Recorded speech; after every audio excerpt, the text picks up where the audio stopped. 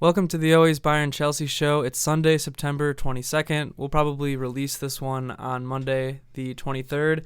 Bayern and Chelsea both had super fun and exciting matches this weekend, so let's hop right in and start shooting the breeze. Do you remember the 21st morning of September? I certainly do. Chelsea got a great 3-0 win. Are you kidding me? And Bayern demolished 5-0? It's pretty nice. So I caught the second half of the Chelsea match. Obviously, all of the Bayern match. Caught the highlights for the Chelsea match, but it was a good way to start the day. Waking up at 6:30 a.m. here in Milwaukee Central Time, the United States, it always is amazing to be rewarded with a nice, clean, easy victory. I mean, Chelsea, from the get-go, go up 1-0, and the rest of the day was smooth sailing. As a fan, it's something you dream of, a low-stress victory where you put a couple goals on the scoreboard early, can coast the rest of the way, and maybe you have a couple moments where you're looking a little nervy, but Chelsea dominated that match, and it was great to see. Yeah, I was a little bit disappointed that Nicolas Füllkrug was not playing for West Ham, just because seeing him in the Bundesliga and seeing him for the German national team is always a treat. But Chelsea looked great, and what was it, right in the 4th minute, Jackson got his first? Yeah, West Ham right away looked lethargic, a bit uninterested almost. So that first goal, it came off of a simple foul that had occurred. Chelsea quickly get the ball down and play the free kick. Nothing set, just when you play it fast, putting the ball down. They get the ball, Nico to Sancho, back to Nico down that left side. And you're kind of thinking, all right, he's making a nice run here. Maybe somebody's going to go toward the middle of the box and he'll try to cross it in. But no, he pretty much just keeps going closer and closer and closer to the goal and then slots it right underneath the keeper. Yeah, that goal was pretty much all Jackson. On the run, yeah, he looked like shot out of a cannon and just looked like he was really ready to go. And yeah, West Ham totally did look lethargic. They looked like their hearts weren't into it for some reason. Yeah, that first about 20 to 25 minutes, Chelsea dominated. They're certainly going to try to dominate possession, but the way they countered right there quickly, if you can even call it a counter, off that quick free kick. But great to see Jadon Sancho get another assist. 2 matches now playing as a Blue, 2 assists. I'm sure Man United fans all across the nation of Europe, I meant to say nation of England, but you fans know what I meant there. So they love to see that, those United fans. I've seen lots of videos where they're so upset about Sancho playing well. I actually thought he didn't play that well. We'll get to that later. But, it was awesome to see Jackson score right away with a tidy finish, something he's maybe been targeted in the past for not being able to finish. A lot of people wanted Nkunku to start on Saturday. Jackson proved early he was the one. Yeah, I mean, I've said it a number of times on this show that I think I would like to see Jackson out on that left wing and maybe Nkunku playing the striker role. But Jackson, both of his goals were really good finishes, like you said, and good goals that you would want a striker to score, striker-esque goals maybe. And yeah, I was also excited to see Sancho get the start and play. Yeah, from a lineup perspective, no major surprises. We did see Sancho slot in at left wing, which I think most people expected. Jackson remained up top. I think Maresca has shown that he trusts him to this point. Then you had Palmer, Noni, the rest of the forward spots, Enzo, Caicedo, there in the midfield as well, Fofana, Cucurella, Colwill, and Tosin, right? Tosin, yes, thank you. I couldn't remember. I feel like I'm missing somebody else too. Sanchez, obviously. I feel like I'm missing like a forward or somebody, but nonetheless, that was the lineup, and just a great display from the fellas today. I thought pretty much everybody did well, and as they were setting up the way Enzo Ball likes to do things, they really were moving the ball nicely in that first 20 minutes. I want to say that second goal came 18th minute or something like that? That's what I have written down. And beautifully set up. I mean, if you go back and watch the first 6-ish passes before the final pass from Caicedo to Jackson for the goal.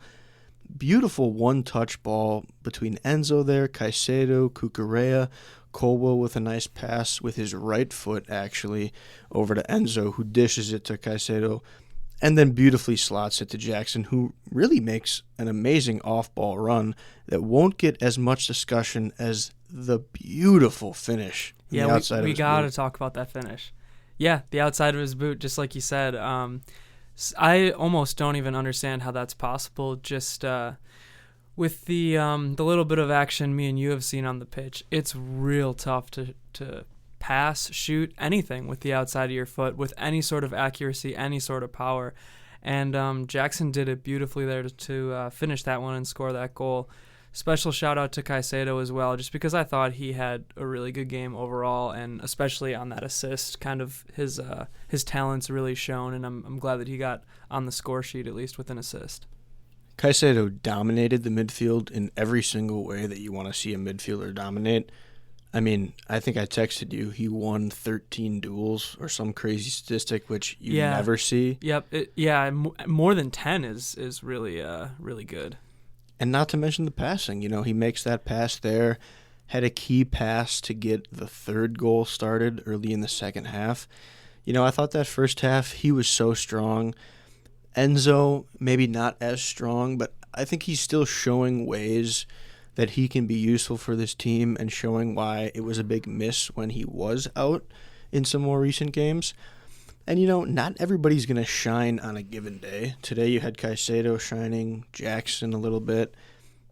Noni maybe didn't do as much over on the right wing, but off ball did some nice things, winning the ball back, which is always good, being able to press the opposition. Even a guy like Palmer, that first half, didn't really do a ton. You know, he actually missed a chance that was easier than Jackson's second goal. Jackson, again, on that left wing, gets a ball to him by I forget who, but kind of goes down that wing and cuts inside a bit, passes through the middle to Palmer, who I'm not going to call it a sitter, but easily should slot it in to the left of the keeper and just misses wide of the post. So, you know, they certainly generated some chances that first half hour, and going into half were a little shaky, but overall an amazing first half.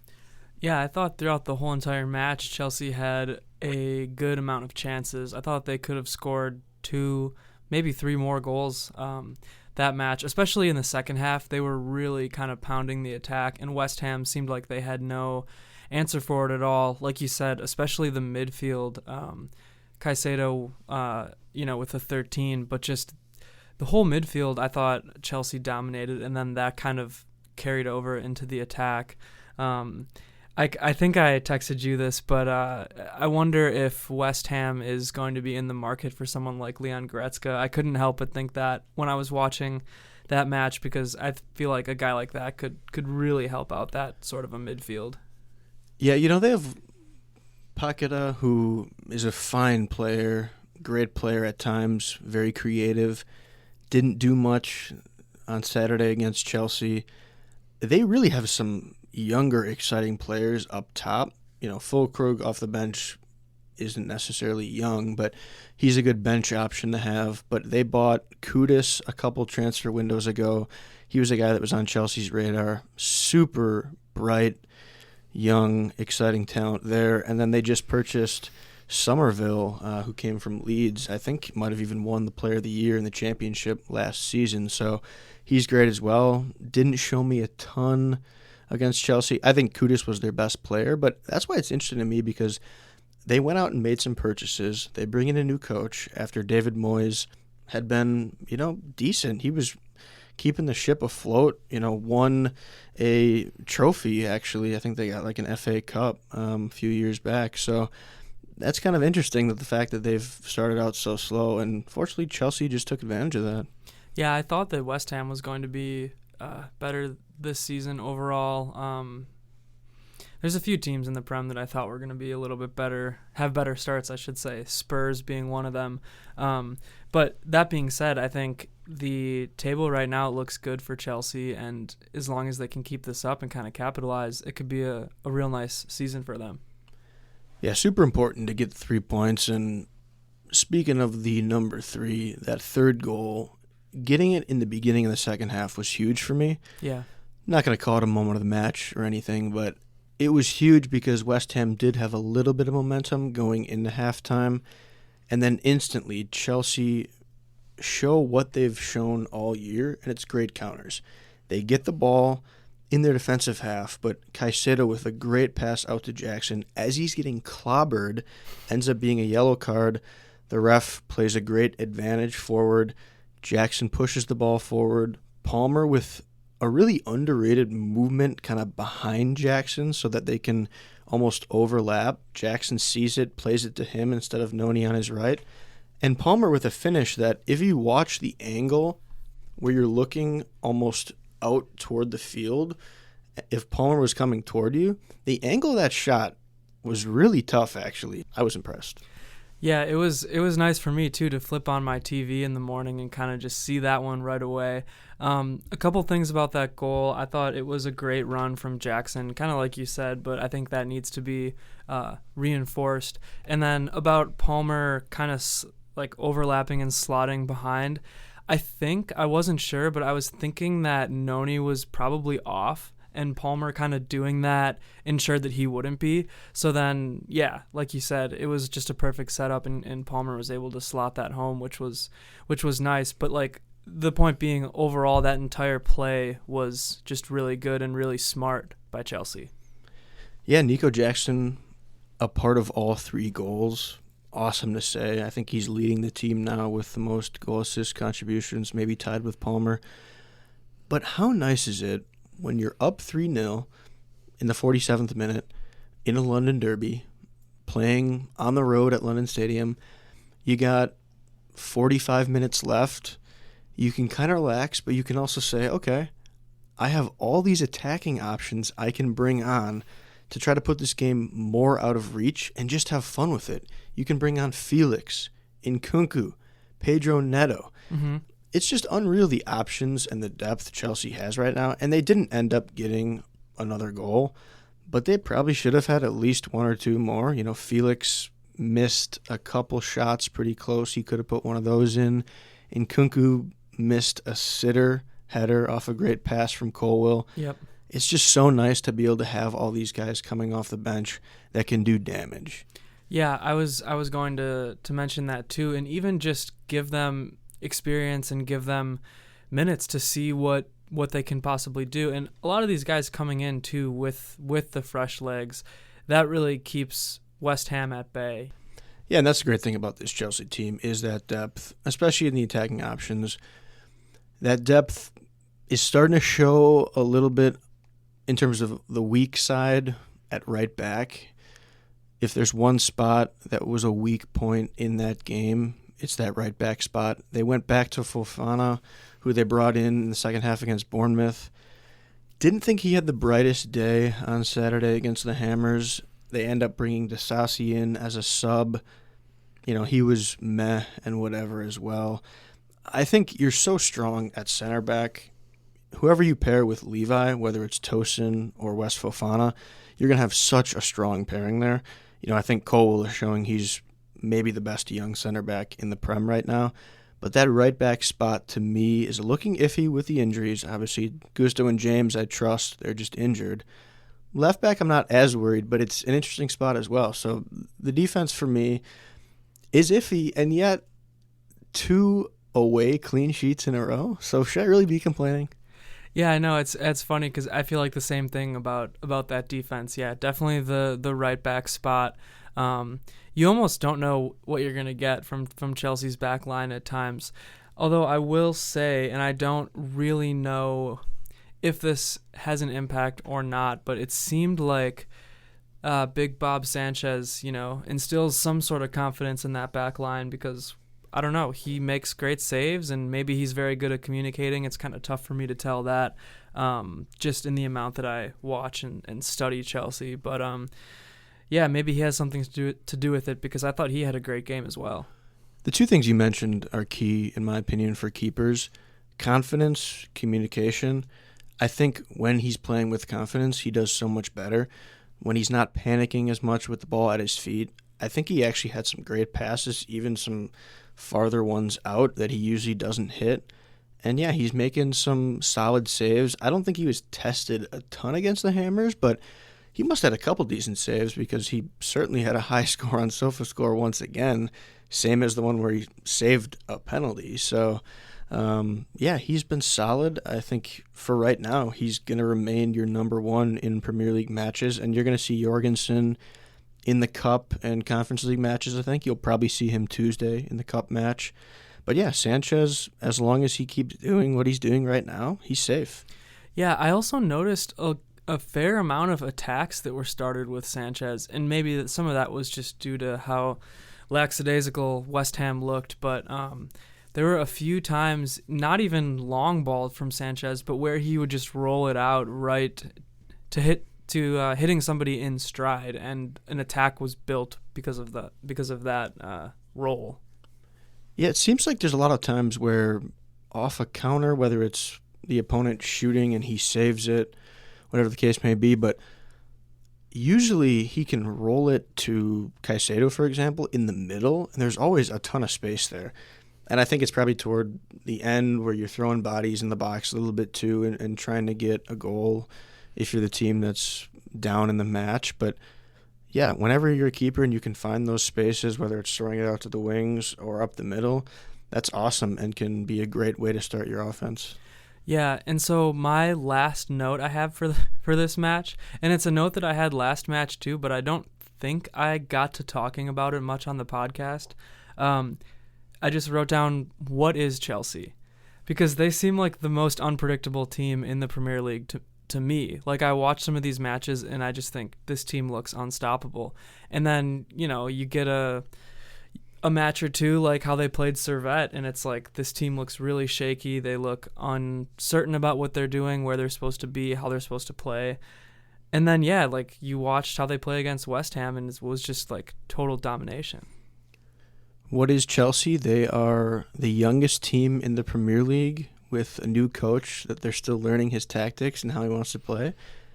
What is Chelsea? They're an exciting, entertaining team that brings you to your feet. What is Chelsea? They are the best team and my favorite team, and I love them. They played amazing. So let's hand out a few awards.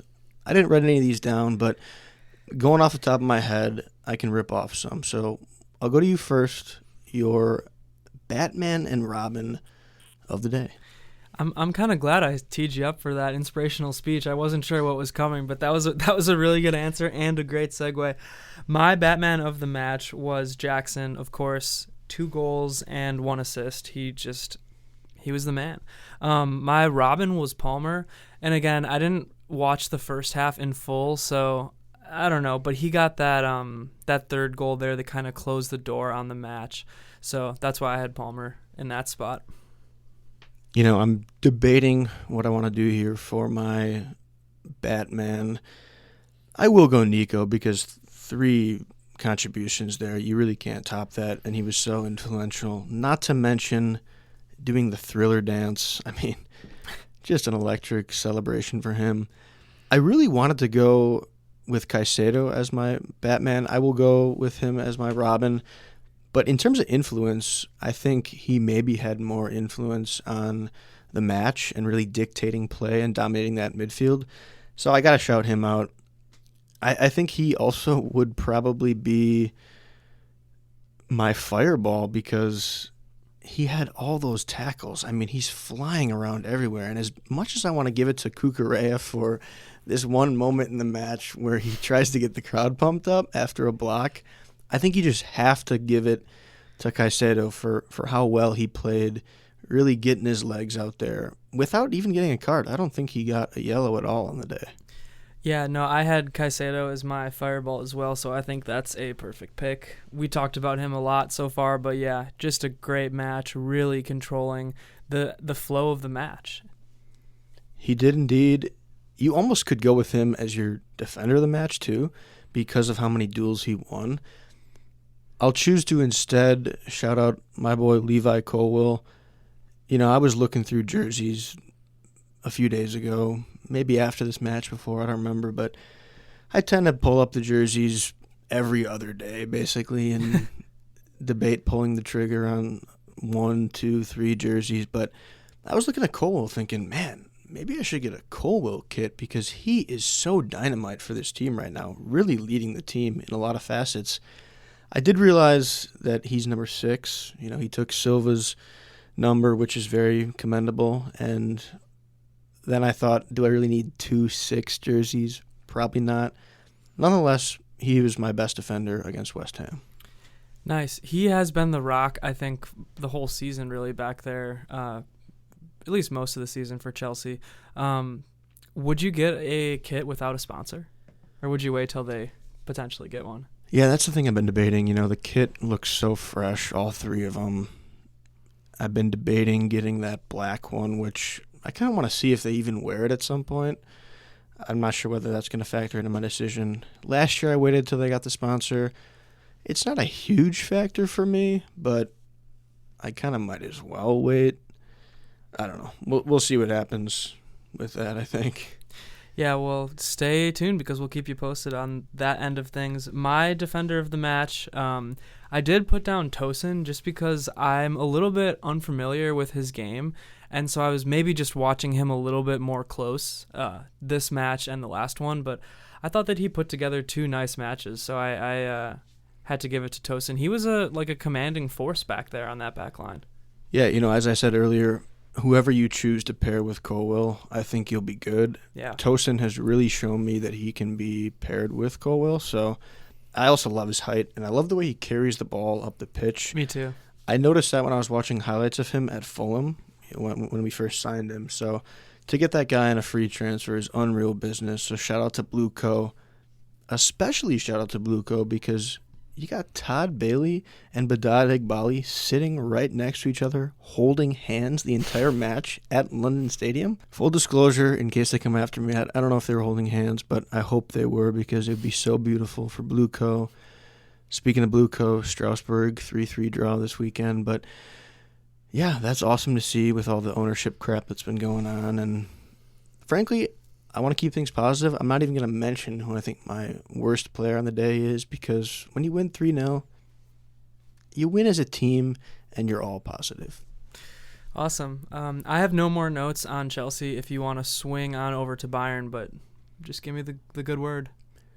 Let's swing on over like a spider monkey. All right, spider monkey style. Bayern took down Werder Bremen 5-0 in the Bundesliga this weekend. And I should mention that Bremen was... Actually, I think it may be pronounced Bremen, but either way, I tend to say Bremen because that's how my mind reads it, so apologies if I'm messing that up. You're a dirty American, is that what you're saying? Exactly. I guess, though, this should be a good moment to break this news to the podcast, but I'm attempting to learn German. So I'm not going to give you guys any sneak peeks just yet. Wait till I get a little bit more, I don't know, my feet underneath me or something. But Sprechen Sie Deutsch? Working on it. So, 5-0 for Bayern. Man, it was a good match because I also should mention that Bremen was undefeated so far in the Bundesliga. I believe they had 1 win and 2 draws. And they were kind of sitting there around mid-table. I believe they were 8th in the league. A historically good team in Germany. So if you're looking for a history lesson, there you go. But anyways, so Bayern came out with a super, super strong attack, as we've seen this whole week, really. They scored 20 goals and conceded 3, I believe, in the last week of play, which is incredible, with that 9-2 against Dinamo and then 6-1 against Kiel. So Bayern lined up, Kane up top, Kingsley Coman, which was a surprise to me on the left wing. There's a lot of options there for Bayern, so to see Coman be put in, maybe he's playing for a transfer, I don't know. Musiala at the 10, Olise at the right wing, we'll get to him. The midfield was Pavlovic and Kimmich, and then the back line was Davies on the left, Kim, Upa, and Leimer on the right, which was also a little bit surprising to see. And then at the 11th hour, Sven Ulreich got the call because Neuer, it's reported, hurt himself in warm-ups. He was on the lineup that was posted to social media that everybody thought was going to happen. Neuer, if you'll remember, took a knock during the Dinamo Zagreb Champions League match. So it sounds like this is more of a precaution, but I hope he's ready for Leverkusen next week. Yeah, you never like to see injuries happen at the last minute like that. Whether it was in training or not, I don't know if it matters a ton. I think he's a guy that probably always wants to be out there. You know, he's been a captain for so many years and always wants to play, but I think he also knows his body better than any other player at this point in his career with his experience. So I certainly trust, whether it was his decision or the medical staff, to just make sure that he's feeling right. Yeah, and Sven was not tested at all during this match, to be honest with you. Bremen looked like they were just extremely flat. They were without their captain, and I'm sure that played a role in things, but they, I believe, had 0 shots the entire match. Yeah, that's actually crazy. I mean, I'm just imagining a match where you literally don't even get one shot off. You'd think at some point you'd try something from long range or bomb one way ahead and a touch goes awry a certain direction and somebody kicks one toward the goal. I mean, even if you only had like 3, that'd be insane. Yeah, so I'm confirming it now because I didn't want to look like a fool. Bayern Munich had 25 total shots and Bremen had 0. I mean, I'd love to see, I'll have to check after the fact, but the heat maps on some of these players must be crazy then, because you're never even sniffing the goal. So if you're not getting any shots off, I mean, that had to be the worst day. Their attacker, their striker, whoever it is, must have 4 touches on the day. I mean, what are we doing here? Yeah, I mean, it was crazy, and I just hope that paints a picture of how dominant Bayern was the entire match. Possession was 70-30, and you could have told me it was 80-20, 85-15 to Bayern, and I would have believed you just from watching the match of how one-sided it was. But things really got started in the 23rd minute when Michael Olise scored the opening goal of the match with an assist from Harry Kane. And those two, just their chemistry already looks great together. As we've talked about a lot, we're so excited to see them. And it's just mouthwatering, this attack. It is. Seeing Kane and Olise already playing so well together is so beautiful. I want to not like Olise because I kind of wanted him at Chelsea, and he was actually part of their academy at one point, which I didn't realize, but I'm finding myself in love with the way he plays. He's just so smooth, and the number 17 has always been a top 5 number for me, so the way he wears that is just a great representation, and he's been awesome. Yeah, I mean, he has ultimate, unlimited, infinity sauce, I think, if we're going to go back to that, because, man, he just glides around the pitch, and he always seems to be in the right place at the right time. That's the same thing I would say about Kane being in the right place at the right time. And I keep saying it on this show, but I want to keep mentioning it. I really like how Harry Kane functions in this system. He has the freedom and the fluidity to kind of, drop back a little bit when he wants to and set things up, which is kind of how he tends to like to play. But also, he is able to get into the box and score when he needs to. He always seems like he's in the right place at the right time as well, and this whole attack just seems like they know what they're doing. It's super cohesive. So props to Vince and company for putting that together. He's breaking all sorts of records already. Yeah, the attack's been awesome. They have so much talent, so much potential to be one of the best teams in Europe, and the way they're playing right now, off to the start that they are, it's crazy because you don't necessarily expect this from the jump with a new manager, a young manager whose ideas you've seen, and he's had success, taking Burnley to the Premier League, but you don't know exactly how he's going to do at a huge club like Bayern. And clearly with the way he's spoken and his actions tactically with the team, he knows what he's doing and he's not afraid of anything. Yeah, I mean, you kind of hit the nail on the head there. I really like also what I hear from Kompany in his interviews. But yeah, that attack just kept going because in the 32nd minute, Musiala scored a goal with an assist from Olise, and that was just a great offensive attack overall. Very nice assist from Olise, and that was probably one of the easiest goals Musiala will ever get. That was the one where Olise kind of tiptoed a little bit through the defender. Yeah, and just really teed him up perfectly. Yeah, Olise, the way he can move with the ball, I didn't necessarily know he had that in his bag, Most of the highlights that you see from him at Palace were those beautiful passes from his left foot and shots that he bends in with that same left foot. I didn't necessarily know he had that dribbling capability, so the fact that he's brought that out already at Bayern, man, he looks so dangerous. Yeah, he certainly does. And also I wanted to mention, too, speaking of Kompany and his style, I think that part of the reason why Kompany's style works so well with Bayern is because it is very aggressive with the press and the high back line, similar to what they ran under Hansi Flick. So I think that a lot of the key veteran players, and especially a guy like Kimmich, you see how well he's doing this season. He had tons and tons of detractors and haters last year, including Thomas Tuchel, saying that he couldn't play midfield. He's not our six. He's not good enough to play in the central midfield. And then you see what he's doing in a system like this. Almost every match, I thought Kimmich has been completely dominant.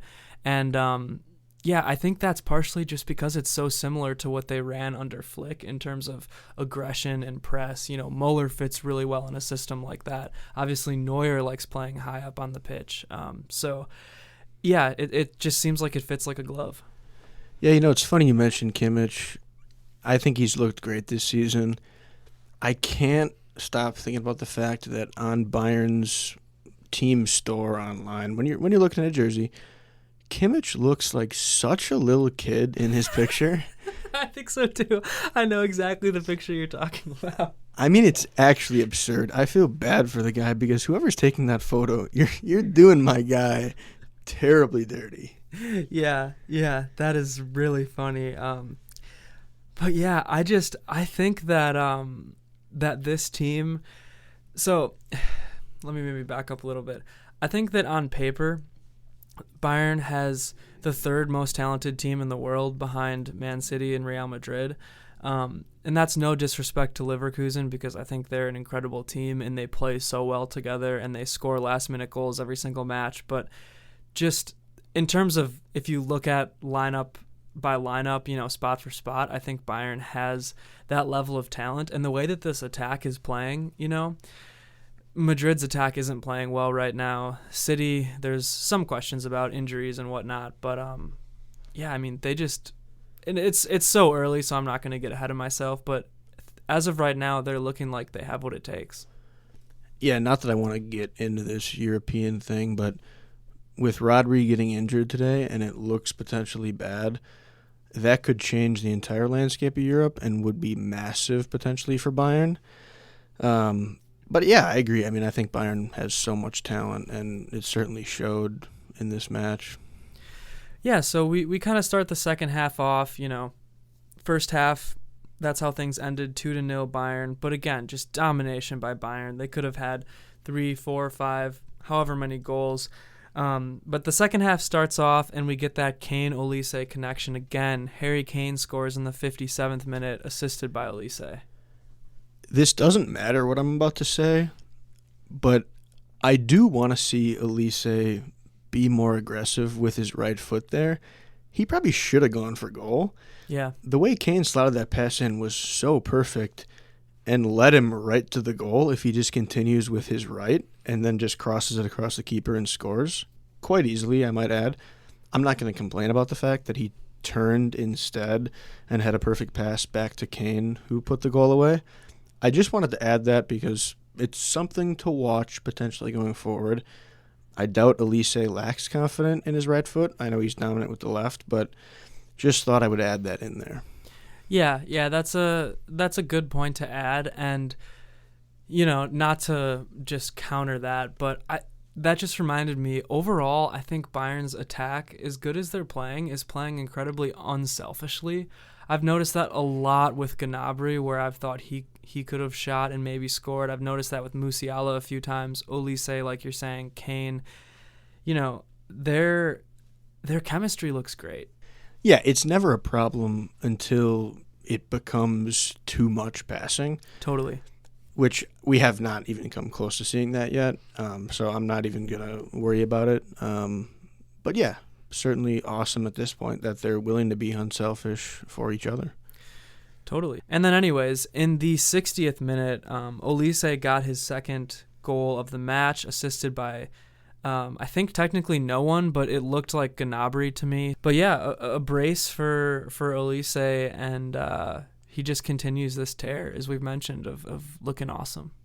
Yeah, cheeky little finish off of some lackluster defending by the opposition, and him getting a brace. He's had an unreal week between this match, the Champions League match, so certainly putting his stamp on this Bayern Munich team, and if the fans don't love him already, they will soon, because he's only going to get better. Yeah, I mentioned during the Champions League match recap that I wanted him to use that match as a springboard to go off into the rest of the season, and so far it looks like he's certainly done that. So at that point, it's 4-0 Bayern, and they just stayed hungry. They kept the foot on the gas, because in the 65th minute, Gnabry finally got his goal, an assist from Kane. Kane, I'll say it every episode if he continues to do it, but he is just so good at setting players up. Obviously an incredible finisher, but the way he sees the game is really second to none, and I'm glad Gnabry got on the score sheet, because I thought he should have during that Champions League match as well. He's just been dynamite. Yeah, he's quickly become one of my favorite players to watch, so I loved seeing him get on the score sheet as well. You know, I mentioned looking through the team store, and I was kind of filtering through the players, thinking, oh, if I were to get a player, who'd it be? And Gnabry, however you say it, always sticks out to me. He just seems like that type of player that I could easily root for. So something to watch for going forward for me. But yeah, awesome to see multiple guys scoring and contributing, as always. Yeah, he's up there for me too in the potential jersey kit game. But yeah, I kind of want to wait to see what's going to happen with his future. The team bosses were so intent on selling him, and I'm just glad that he proved them wrong. I'm glad that this whole attack, this team really is proving the bosses at the club, and in a sense, Thomas Tuchel wrong, because, man, the amount of times I heard that this club needs an overhaul and these guys aren't good enough for Bayern Munich, not up to Bayern Munich standards is what the bosses kept saying, and it just wasn't true. I mean, you get a guy like Olise, that's a great transfer. That's one I wanted. I wanted a guy like Palhinha for the midfield as well. A couple reinforcements here and there.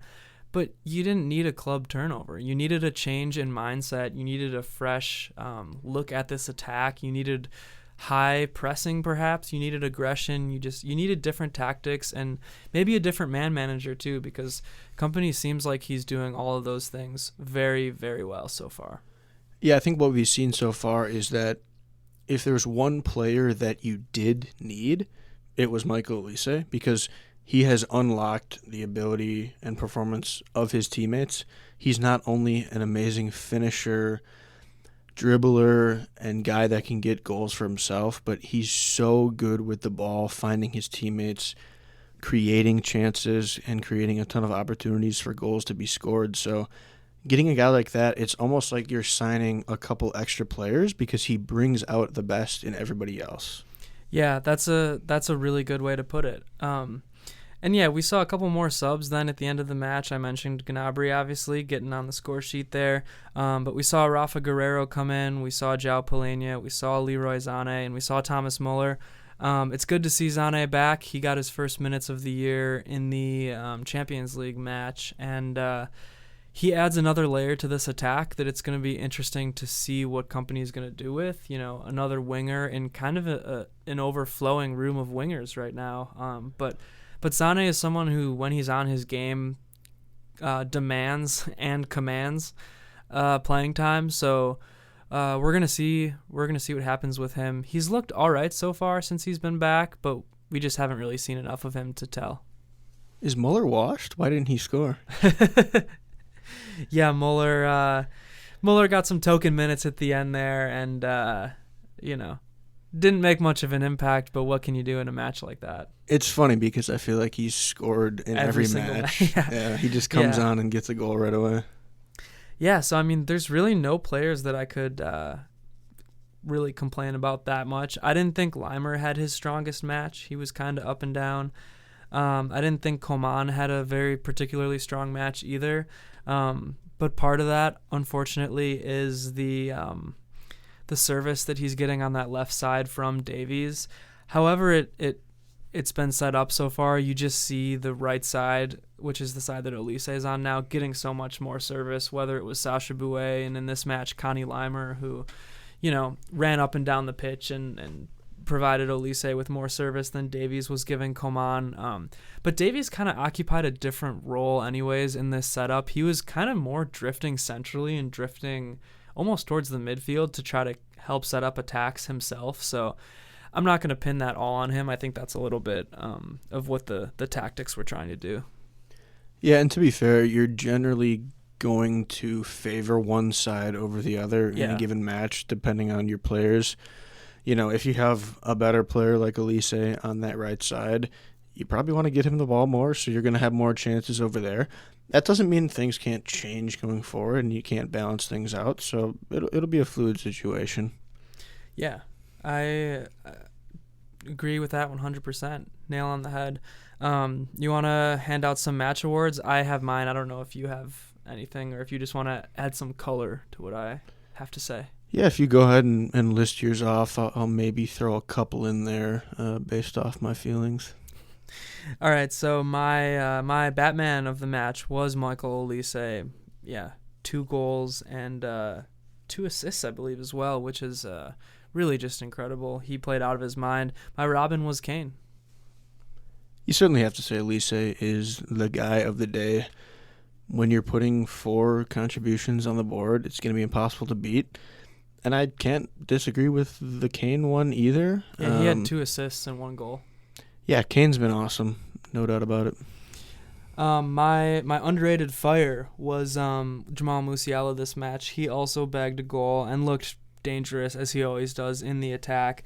Also, shout out to Serge. We mentioned it. Shout out to Kimmich. We mentioned it. I thought Pavlovic had a solid game in the midfield, too. Musiala's going to get that award, though. Yeah, no fireball that I can think of off the top of my head. I just want to add that maybe whether it's underrated or defender of the match, somebody that I really just want to note here is Sven, because I tell you what, saving 0 shots because there were no shots, that is unreal to me, and he needs to be appreciated for that. I mean, he kept the clean sheet, and I'll say this always about him. He's not the best keeper in the world. We can all probably admit that if we see him play, but he does play a vital role in this team, which is to be Neuer's backup, to be the ever good soldier, and to be able to come in and play a match. After the warm-up, hearing that Neuer's not going to play and just go in and fill that role. Obviously, it's a little bit of a joke for this one with 0 shots, but he is able to do that.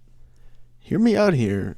When you have 0 shots against you, is that not because the opposition is so intimidated by your goalkeeping prowess?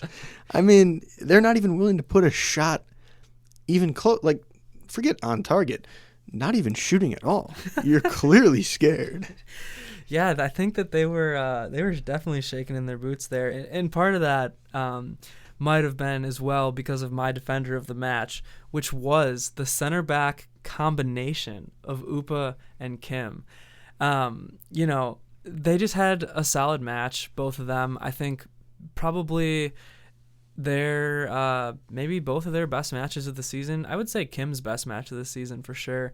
I'm trying to rack my brain here, but I give those two a bit of grief sometimes because of the mistakes that they make in big moments under the bright lights, and we're not there yet. This is a Bundesliga match, against Werder Bremen, but they played well in this one, and you can only beat who's in front of you. we'll see what happens under the bright lights. We'll see if the rigor of the schedule kind of tires them out with this aggressive system, as it seemed like it did last year. But for all the grief I give them, I'm gonna shout them out for this match. Rightfully so. Yeah, I think that is all I have to say about that match. I'm really looking forward to next weekend, which is the Leverkusen match, and that's going to be the first really big test of the Company era. We got Villa on October 2nd as well coming up, and Barcelona at the end of October. So things are heating up. There's another big Bundesliga match coming up too. I want to say it's either Stuttgart or Leipzig, but point is, the schedule is kind of heating up for Bayern Munich, so we're going to really see what these guys are made of. Yeah, just a scheduling note here. If you're a listener in Milwaukee, I'm planning on being at the German Beer Hall this coming weekend for that match. Me too. So we'll be there together. For the Chelsea match, which is the same day at 9 a.m., neither of us will be watching live. I'll probably catch it later.